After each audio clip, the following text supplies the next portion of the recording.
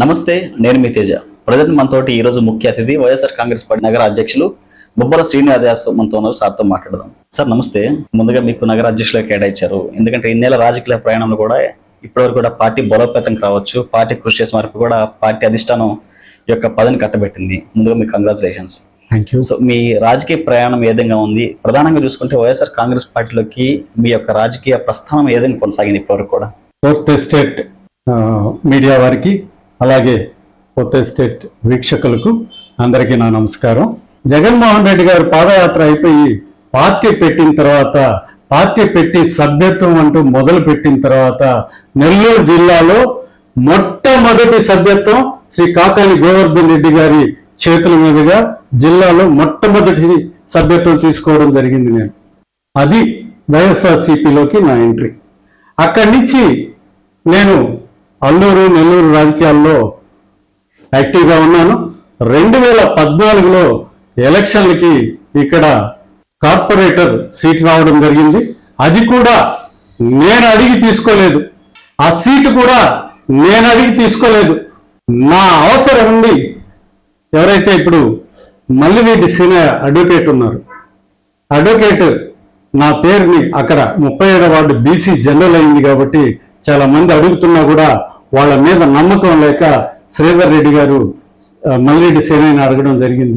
ఎవరైతే బాగుంటుంది ఇక్కడ, నీకు తెలిసిన ఎవరినైనా పేరు చెప్పు అంటే ఆయన నా పేరు సేనన్న అయితే ఎట్లా ఉంటుంది అని అడిగితే, సేన అయితే బాగుంటుంది, ఒప్పుకుంటాడా, నువ్వు మాట్లాడు అని చెప్పి అడగడం జరిగింది. ఆ రోజు అర్ధరాత్రి మల్లిరెడ్డి సేన నాకు ఫోన్ చేయడం జరిగింది. అన్నా ఇట్లా ఉంది, అవకాశం ఉంది, పోటీ చేస్తారా అని చెప్పి. అందరూ ఒప్పుకుంటే చేస్తాను అని చెప్పి ఆ రోజు మా విష్ణువర్ధన్ రెడ్డి గారిని కూడా అడగడం జరిగింది. ఆయన సరే అన్నారు. అక్కడ 2014లో నేను పోటీ చేశాను, గెలవడం జరిగింది. గెలిచిన తర్వాత అధికారం తెలుగుదేశం పార్టీది అయింది. ఇక్కడ కౌన్సిల్లో మేయర్ ఎన్నిక చాలా కష్టంగా జరిగింది. క్యాంపులు జరిగాయి. అంటే మమ్మల్ని టీడీపీలోకి తీసుకోవడానికి చాలా ప్రయత్నాలు జరిగాయి. మరీ ముఖ్యంగా నా మీద అయితే అమిత ఎక్కువ ప్రెషర్ కూడా బిల్డప్ అయింది. కానీ అటు చూడలేదు, ఆ పార్టీ వైపు చూడలేదు. అందుకని నన్ను ఆ రోజే విప్గా అనౌన్స్ చేశారు. కార్పొరేషన్కి విప్గా అనౌన్స్ చేసి అందరి బాధ్యత నా మీద పెట్టారు.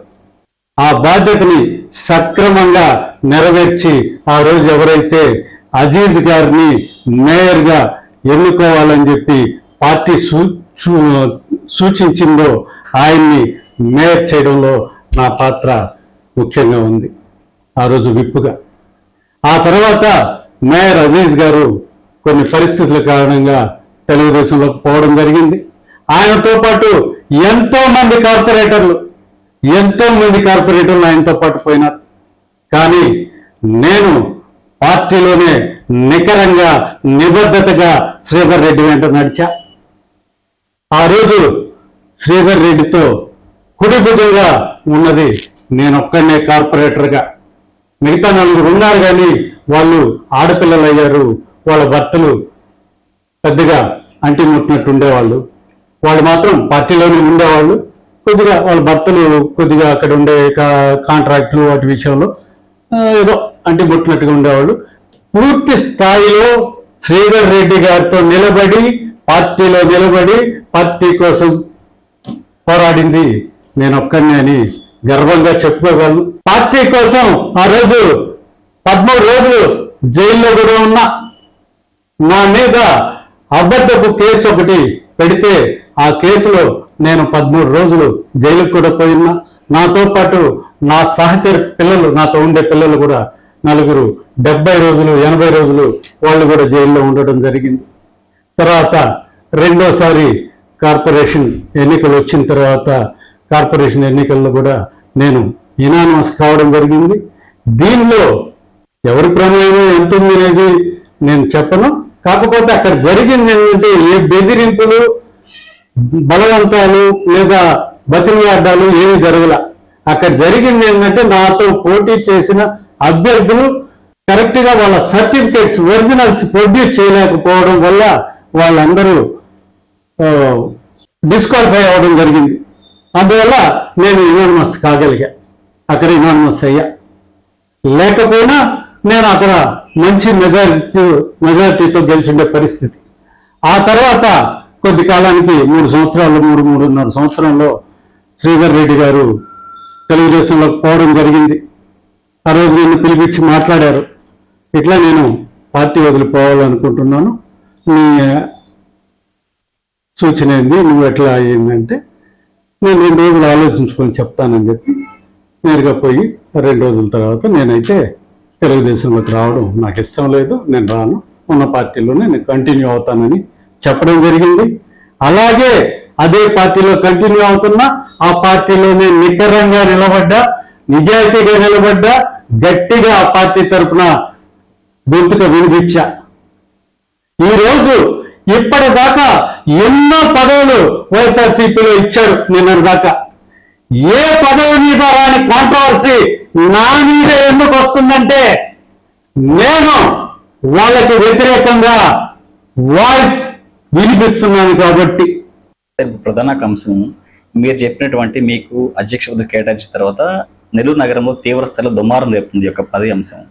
మీరు ఏం చెప్తారు? మీకు ఈ పదవి కట్టబెట్టడంలో తీవ్ర స్థాయిలో కుట్ర జరిగిందనేటువంటిది ప్రధాన ఆరోపణ, దీనికి ఏం చెప్తారు? ఇప్పటి వరకు చెప్పా, నా ప్రస్థానం చెప్పా. దీనిలో నేను ఎక్కడ పార్టీ కోసం ఎంత కష్టపడ్డానో చెప్పా. చెప్పిన తర్వాత కూడా నాకు ఆ పదవికి అర్హుందని నేను అనుకుంటున్నా. రాబోయే రోజుల్లో కూడా ఆ పదవికి నేను ఎలా వన్నె తెస్తానో చూడగలుగుతారు, జనాలు చూడగలుగుతారు, మీడియా కూడా చూడగలుగుతుంది. ఈ పదవి రావడంలో ఎవరి కుట్ర లేదు. ఈ పార్టీ పదవులు ఏంటంటే జగన్మోహన్ రెడ్డి గారు 2024 ఆగస్టులోనే అప్పటి వరకు ఉన్న పార్టీ పదవులన్నీ తొలగించడం జరిగింది. ఎందుకంటే చాలా మంది పార్టీ వదిలి అవతల పార్టీలో చేరారు మనం ఓడిపోవడంతో అనే ఉద్దేశంతో పార్టీ కోసం ఎవరైతే నిజాయితీగా కష్టపడ్డారో, నికరంగా నిలబడ్డారో వాళ్ళకి పదవులు ఇవ్వాలనే ఉద్దేశంతో అప్పటి వరకు ఉన్న పదవులన్నీ రద్దు చేయడం జరిగింది. కొంతమంది చెప్తున్నారు కావాలని విజయన్న తీసేశాడు కుట్ర పని.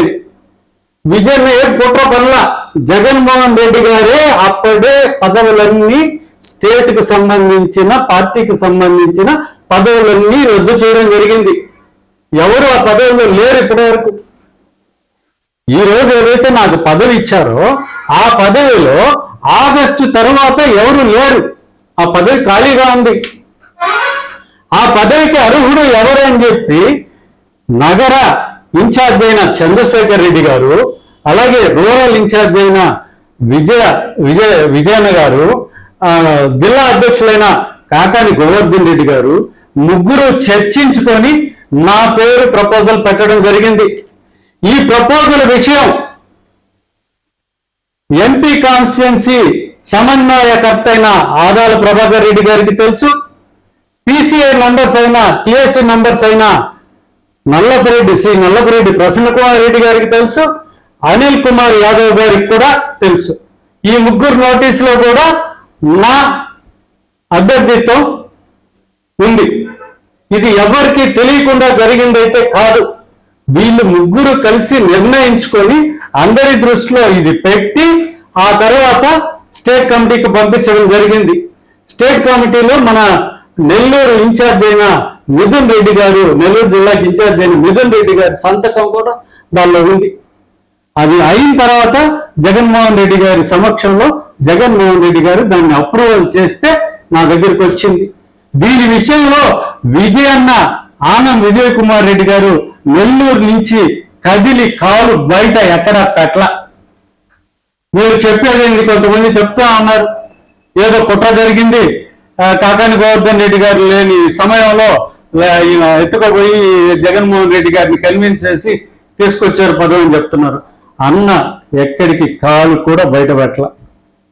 మళ్ళా చెప్తున్నా, విజయన్న, చంద్రశేఖర్ రెడ్డి గారు, కాకాని గోవర్ధన్ రెడ్డి గారు ముగ్గురు కలిసి నా పేరు ప్రపోజల్ చేస్తేనే ఇది యాక్సెప్ట్ అయ్యి బయట వచ్చింది స్టేట్ కమిటీ నుంచి.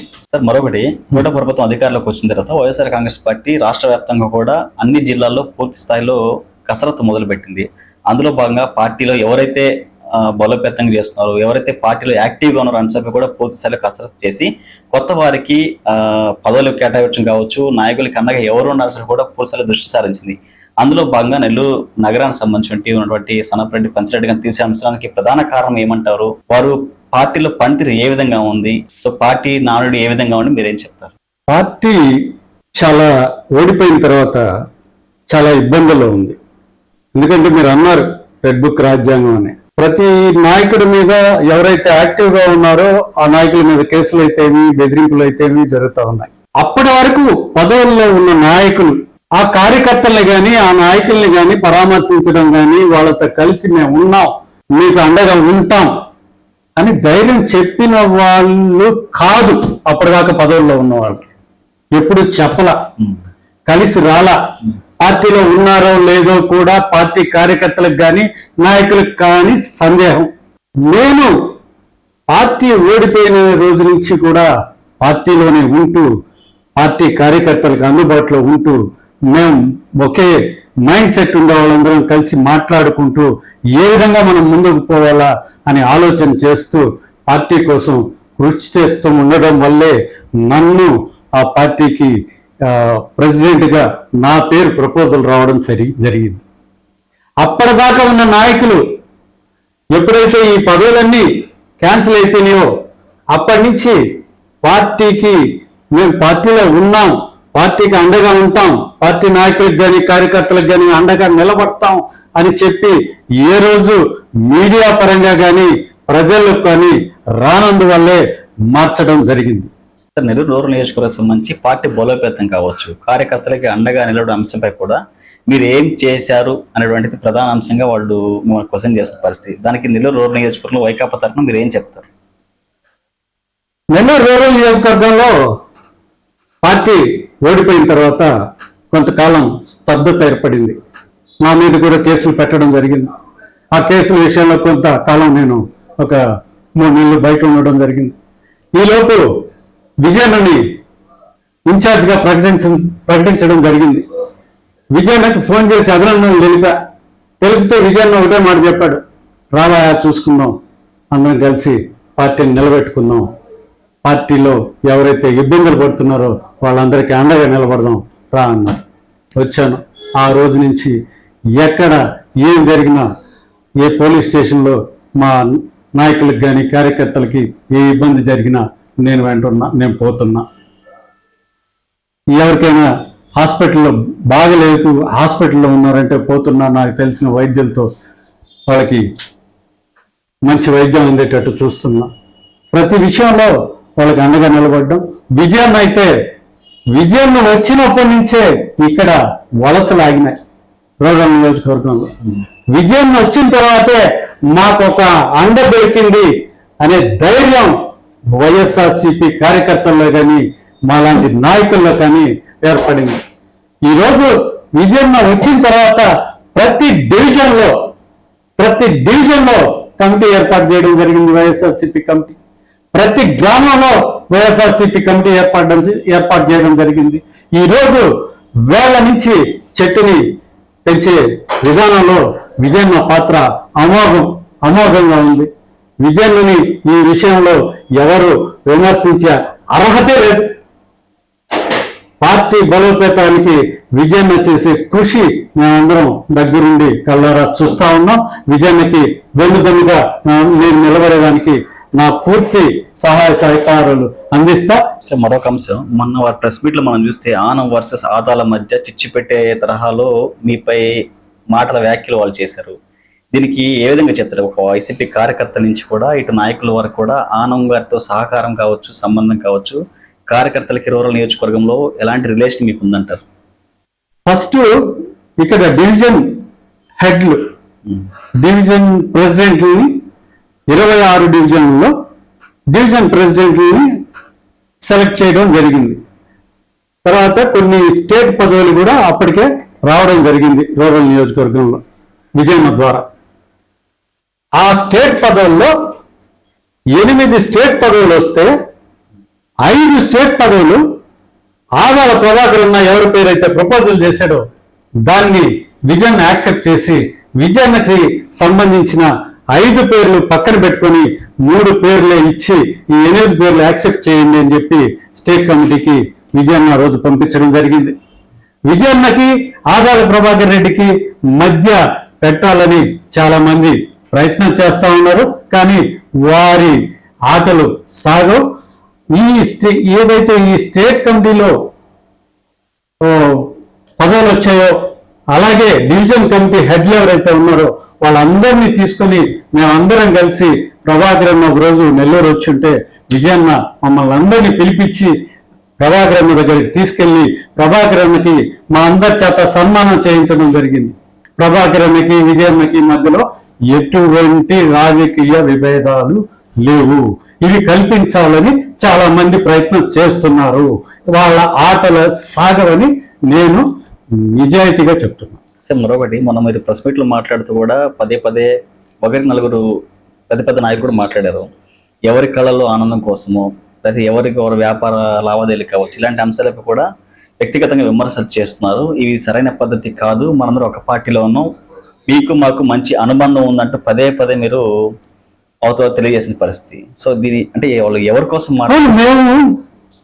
మేమైతే పార్టీలో విభేదాలను మేము ప్రోత్సహించట్లే, పార్టీలో విభేదాలు రావాలని కోరుకోవట్లే. ఎవరైతే ఆ రోజు ప్రెస్ మీట్ పెట్టారో ఆ సోదరుని కూడా మేము రిక్వెస్టింగ్ అని మాట్లాడాం. మేము ఎవరు ఆయన్ని పర్సనల్ గా విమర్శించలా. ఎవరు ఆయన గురించి ఆయన వ్యాపార లావాదేవీల గురించి కానీ ఆయనకి వేరే వాళ్ళు ఎట్లా ఎవరితో సంబంధాలు ఉన్నాయి అవేమి మేము మాట్లాడాలా. మేము అందరం మా పార్టీలో ఉన్న వాళ్ళందరినీ కలుపుకొని పోవాలనే ఆలోచనతోనే ఆ సోదరుని కూడా సాదరంగా ఆహ్వానించాం. పార్టీలో ఏదైనా ఒక నాయకుడి మీద నాకు మనస్పర్ధ లేకుంటే నేను ఏదైనా ఫీల్ అయ్యి ఒక బాధ ఏర్పడితే ఇంకో పెద్ద నాయకుడు ఉన్నాడు, ఆయన దగ్గర కూర్చొని మన బాధను పరిష్కరించుకోవాల్సిన అవసరం ఉంది. ఇక్కడ ఇంట్లో ఏదైనా మనకి ఇబ్బంది ఉంటే భార్యాభర్తకి తగాదా ఉంటే ఇద్దరు కూర్చొని మాట్లాడుకుంటారు పిల్లల సమక్షంలో.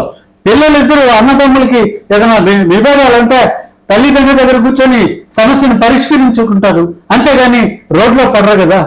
ఈ రోజు కూడా నేను ఎవరిని విమర్శించడానికి నేను చూసారు, మీరు ఇంటర్వ్యూ తీసుకున్నారు, మీరు అడిగిన ప్రశ్నలకి నేను విమర్శిస్తూ చాలా చెప్పొచ్చు. నేను ఎవరినైనా విమర్శించాను? ఎవరిని విమర్శించట్లా, జరిగింది చెప్తున్నా. అందరం కలిసి పార్టీ బలోపేతానికి కృషి చేద్దామని అందరినీ సవినయంగా వేడుకుంటున్నాను. సన్నపరెడ్డి పెంచలరెడ్డి వర్సెస్ బొబ్బల శ్రీనివాస్ యాదవ్ రాబో రోజుల్లో మీరు పార్టీకి ఎలాంటి కృషి చేయబోతున్నారు? ఎందుకంటే ఆ పదవి మీకు కట్టుబెట్టిన తర్వాత మీ మీద నమ్మకం కావచ్చు, పార్టీ కార్యకర్తలకు అండగా మీరు ఉండే అంశంలో మీరు ఎలా ముందుకు వెళ్ళబోతున్నారు? ఇక్కడ నేను ఒకరితో పోటీపడి చెయ్యను. నేను ఎంత సేవ చేయగలను పార్టీకి, ఎంత టైం నేను పార్టీకి వెచ్చించగలను, నాకేం వ్యాపారాలు లేవు, వ్యాపకాలు లేవు, పూర్తి టైం పాలిటిక్స్. కాబట్టి అందరికంటే ఎక్కువ టైం నేను వైసీపీ కోసం, వైసీపీ కార్యకర్తల కోసం, వైసీపీ నాయకుల కోసం కృషి చేయగలిగిన కెపాసిటీ నాకు ఉందని నమ్ముతున్నా. సో ఇది ఇప్పటివరకు కూడా నెల్లూరు నగర సంబంధించినటువంటి అధ్యక్ష పదవి ఏదైతే ఉందో దీనిపై ఇప్పటివరకు కూడా మొదటి వరకు ప్రెస్ మీట్ నిర్వహించి ఇటు ఆనంద్ కావచ్చు వైకాపా పార్టీపై కూడా పూర్తి స్థాయి విమర్శించినటువంటి సన్నపరెడ్డి పెంచరెడ్డి తనదైన శైలిలో ఘాటుగా జవాబు చెప్తున్నారు. ఎందుకంటే ఇప్పటివరకు పార్టీ బలోపేతానికి సంబంధించి పార్టీ తొలుత ఏదైతే తీసుకున్నటువంటి ఆయన సభ్యత్వం ఏదైతే ఉందో అప్పటి నుంచి కూడా పార్టీకి తనదైన శైలిలో కార్యకర్తలు కావచ్చు ఇటు అండగా నిలుస్తూ అదేవిధంగా పార్టీ బలోపేతాన్ని కూడా తనతో కృషి చేస్తూ ఈ రోజు ఈ స్థాయికి వచ్చారంటే ఈ పదవి కేటాయించండి కేవలం అధిష్టానం గుర్తించి తమకి ఈ పదవి కేటాయించింది. అంతేకాకుండా ఏదో నామకే వస్తే డూప్ షాట్లుగా చేసేటువంటి వారికి ఈ పదవులు ఏమాత్రం సరికావని చెప్పేసి తమదైన శైలి కూడా జవాబు చేసిన పరిస్థితి. కెమెరా పర్సన్ లూప్తో కలిసి తేజ, 4th ఎస్టేట్, నెల్లూరు నుంచి.